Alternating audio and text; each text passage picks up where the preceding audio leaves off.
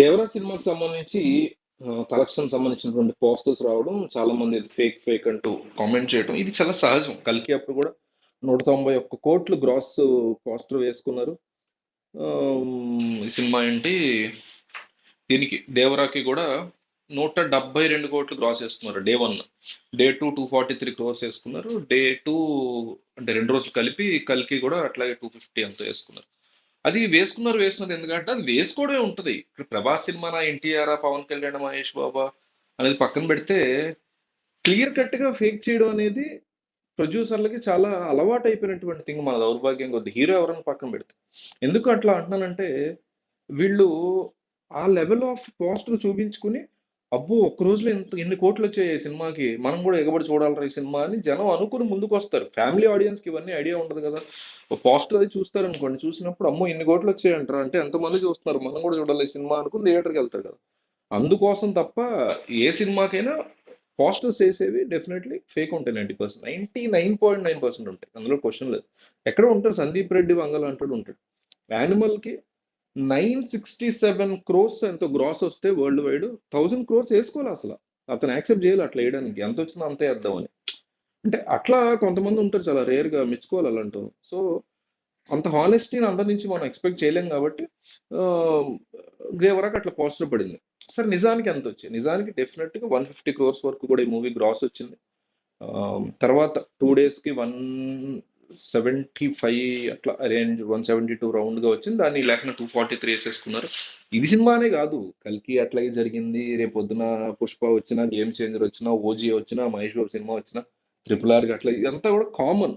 కొంతమంది ఉంటారు, రాజమౌళి ఒక బ్రాండ్, అలాంటి వ్యక్తికి అంత వేసుకున్న నిజమా అని నమ్మాల్సిన పరిస్థితి ఉంటుంది.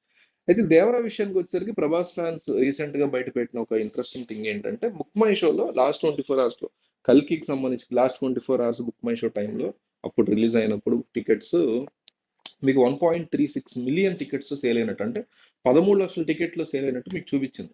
వేరేస్ దేవరాకి వచ్చేసరికి 600K అంటే 6 లక్షల టికెట్లే సేల్ అని చూపిస్తుంది. మిగతా టికెట్లు ఎట్లా అంటే ఆఫ్లైన్ అంటారు. ఆఫ్లైన్ లో ఉండొచ్చు కానీ ఇప్పుడు ఆ, కల్కి ఒక 13 లక్షల టికెట్లు బుక్ మై షోలో టికెట్ అయినాయి అంటే దాన్ని మాత్రమే ప్రామాణికం.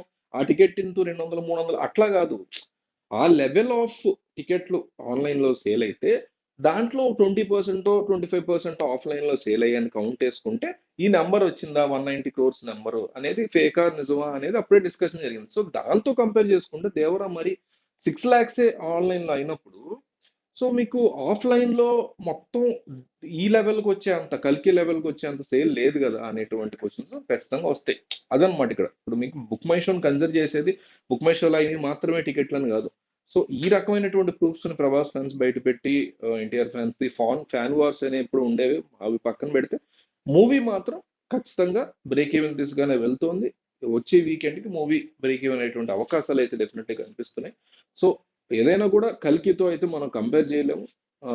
కన్సిడరబుల్ నాకు పర్సనల్ గా కల్కి అంతగా ఎక్కకపోయినా దేవరా పర్వాలేదు అనిపించిన, యాజ్ ఏ మూవీ రెండింటినీ కూడా మనం కంపేర్ చేస్తే కల్కి ఎక్కువ అవుట్ ఆఫ్ ద వరల్డ్ తీసుకెళ్ళినట్టు మనకు ఖచ్చితంగా అనిపిస్తుంది. ఒక పేలవమైనటువంటి సీజీ వర్క్ అదంతా దేవరాలో కనిపిస్తుంది. బట్ స్టిల్ మాసెస్ కి కనెక్ట్ అయితే దేన్ని మనం ఆపలేం కాబట్టి, ఇంకొక వీక్ అయిన తర్వాత బ్రేక్ ఈవెన్ అయ్యేటువంటి అవకాశాలు దేవరాకు ఎక్కువగా కనిపిస్తున్నాయి. బట్ ఒకటి మాత్రం నిజం ఏంటంటే, దేవరానా, కలికియా, రేపు ఓజియా, పుష్ప 2, గేమ్ చేంజరా, ఏ సినిమా అనేది పక్కన పెడితే ప్రొడ్యూసర్లు పోస్టర్ ఎందుకు వేస్తారంటే అట్లా, అంతమంది చూసినప్పుడు ఓకే ఇన్ని కోట్లు వచ్చాయా అని ఫ్యామిలీ ఆడియన్స్ ఎగబడెళ్తారేమో, లేకపోతే కుర్రాళ్ళు ఎగబడెళ్తారేమో అనేసి ఒక, ఇలాంటి విషయాలు తెలిసిన వాళ్ళు ఎంతమంది ఉంటారు. మాక్సిమం 30% సినిమాలు చూసే వాళ్ళలో 30% మాత్రమే ఇవన్నీ ఆలోచిస్తారు. మిగతా 70% మౌత్ టాక్ అని ఇట్లాంటి పోస్టర్లు చూసి, ట్రైలర్ నచ్చి, హీరో నచ్చి, హీరోయిన్ నచ్చి, డైరెక్టర్ గురించి తెలిసి, డైరెక్టర్ గత సినిమా గురించి కొంచెం ఐడియా ఉండి ఇట్లా చూస్తారు తప్ప, మనలాగా అంతంత డీప్ అనాలిసిస్ చేసే వాళ్ళు చాలా తక్కువ మంది ఉంటారు. కాబట్టి ఫ్యాన్ వార్స్ పక్కన పెట్టి,